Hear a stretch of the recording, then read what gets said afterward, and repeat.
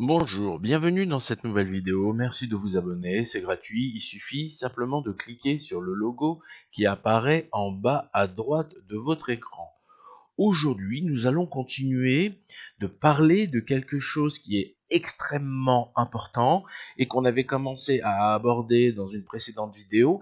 Et si vous lisez ce qui a marqué, c'était la paracha qui parlait du moment où Moïse s'était enfui de l'Égypte, avait traversé le désert et en ayant épousé Tsipora était devenu le beau-fils de Jéthro. Et par la suite, c'est lui-même qui s'occupait des troupeaux de Jéthro. Et à un moment donné, dans l'histoire de ce qu'on savait, il était arrivé jusqu'à une montagne, et c'était la montagne où Dieu s'est dévoilé à lui. Et Dieu lui avait dit, enlève tes sandales, car le sol où tu marches est un sol sacré.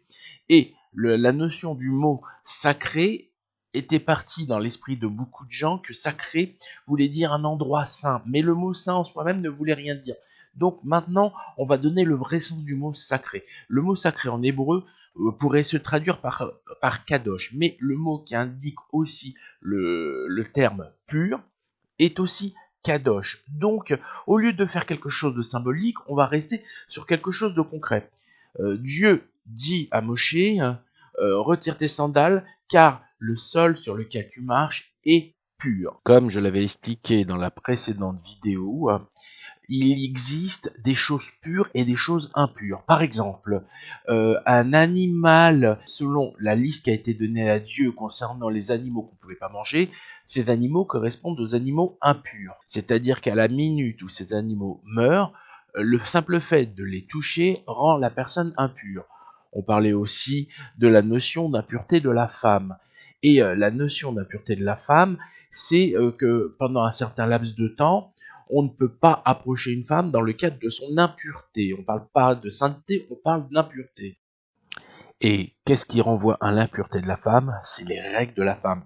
Mais qu'est-ce que c'est que les règles de la femme? C'est simplement qu'à un moment donné, à partir d'un cycle qui a été accompli, l'ovule qui permet d'avoir des bébés tombe. Donc cet ovule meurt. Donc la mort génère l'impureté. Beaucoup de gens disent que c'est en rapport avec le sang. Oui, absolument, parce que cet ovule se trouve dans le sang des menstruations. Donc, comme on pourra le voir dans d'autres parachiotes qui parlent de la pureté et impureté, une femme durant 7 jours sera dans un état d'éloignement, c'est-à-dire que tout ce qu'elle touchera deviendra impur. Donc, elle a porté en elle l'incarnation de la mort puisqu'elle a perdu son ovule, elle est devenue impure. Et pourquoi je vous dis ça? Simplement parce que maintenant, sur ce passage, on parle du moment où les béné Israéliens, c'est-à-dire les enfants d'Israël, se sont réunis autour de la montagne du Sinaï pour pouvoir entendre Dieu. Et pour pouvoir faire cette chose, il devait être dans un état de pureté. Qu'est-ce qu'on appelle pureté? C'est simplement ne pas avoir été en contact ou en proximité de la mort. Donc, pour cela, il ne devait pas s'approcher des femmes. Non pas que les femmes ne sont pas faites pour s'approcher de la pureté, mais uniquement parce que sur toutes les femmes qui seraient présentes, il y en aurait eu certainement un grand nombre qui auraient été dans un état d'impureté. Et le fait pour les hommes de toucher ces femmes aurait rendu ces hommes impurs. Et l'impureté ne peut pas s'approcher de Dieu et survivre, d'où la nécessité de séparer les hommes des femmes. Alors c'est bien, on accuse les femmes, mais sachez que les hommes, eux aussi, ont ce qu'on appelle des spermatozoïdes. Ils en ont une quantité incroyable. Et chaque fois que l'homme a un rapport avec une femme, il y a un spermatozoïde pour une ovule. Ce qui veut dire que tous les autres spermatozoïdes meurent. Donc encore la mort. Donc l'homme aussi, dans certains cadres, devient impur. Donc un homme a un rapport avec une femme, son impureté ne vient pas du contact de la femme, mais du fait d'avoir perdu une quantité incroyable de spermatozoïdes qui sont condamnés à mort. Donc il devient lui aussi impur. Et la meilleure illustration que j'ai pu trouver pour faire une sorte de parallèle, c'est que vous prenez de l'eau de Javel, mais pas n'importe quelle eau de Javel, vous prenez de l'eau de Javel concentrée par 1000 ou 10 000, donc extrêmement puissante. Vous prenez ensuite de la moisissure, c'est-à-dire vous récupérez sur un mur de la moisissure et vous la mettez dans l'eau de Javel. Eh ben, c'est ce qui se passe, c'est-à-dire que cette moisissure sera dissoute. Donc Dieu incarne la vie, il incarne la pureté, c'est du concentré de pureté à l'état absolu, et l'humain porte en lui toujours plus ou moins une grande quantité d'impureté. Et une grande quantité d'impureté le met en danger de mort. Donc, comme dit précédemment, la vie est égale à la pureté et la mort à l'impureté.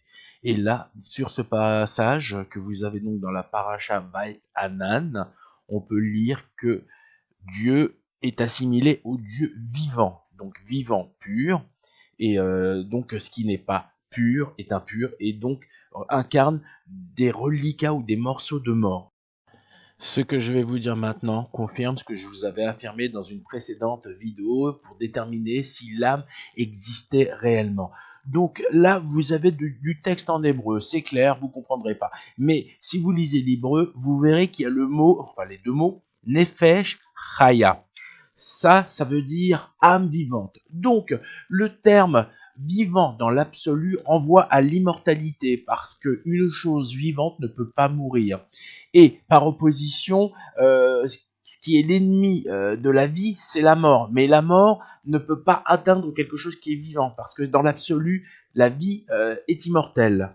Donc, vous, humains, vous possédez une âme immortelle. Il y a donc une vie après la mort, c'est-à-dire lorsque votre corps tombe en poussière, votre âme est déjà sortie de ce corps et vous restez immortel. Certes, on ne sait pas dans quel état vous êtes, c'est-à-dire quelle est l'apparence d'une âme, mais il y a une notion d'immortalité. Donc, pour conclure cette vidéo, la vie, c'est l'immortalité, c'est tout ce qui renvoie à Dieu, donc à la pureté, et la mort, c'est l'impureté, et ça renvoie à une notion de matérialité qui est propre à notre univers. Voilà, cette vidéo est finie, merci de vous abonner, et à bientôt.